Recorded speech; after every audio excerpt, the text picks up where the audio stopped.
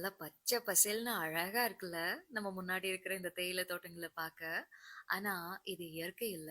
இது 150 வருடத்துக்கு முன்னாடி உருவாக்கப்பட்ட ஒரு எக்கலாஜிக்கல் ட்ராப்.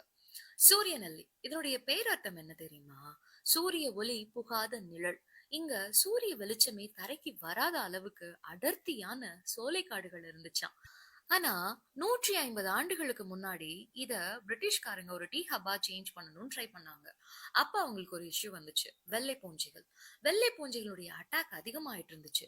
என்னடா அப்படின்னு பார்த்தப்போ அதனுடைய ரீசன் என்ன அப்படின்னா, அடர்த்தியான நிழல் இருந்ததுனால தான் இந்த தேயிலையில் பூஞ்சை வரும் அப்படின்னு சொல்லிட்டு நம்முடைய அற்புதமான சோலைவன காடுகளை மொத்தமா அழிச்சு.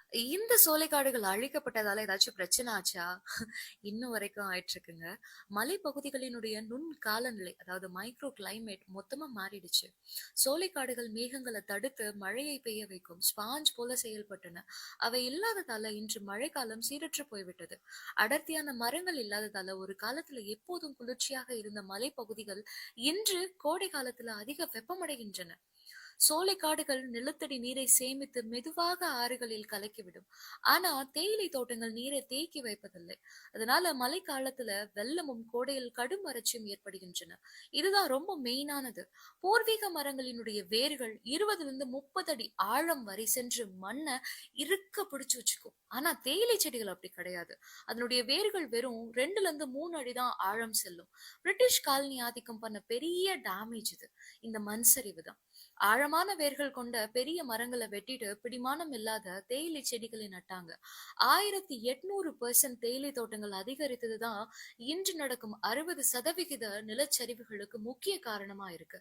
வயநாடுல நடந்த சோக சம்பவம் ஞாபகம் இருக்குல்ல? சரி.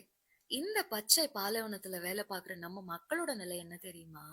இன்னும் கூட பல எஸ்டேட்ல தினசரி கூலி வெறும் 400ல இருந்து 500 தான். இந்த சொற்ப பணத்துக்காக அட்டைப்பூச்சி, யானை தாக்குதல் மற்றும் நிலச்சரிவு அபாயம் என உயிரை பணைய வைக்கிறாங்க.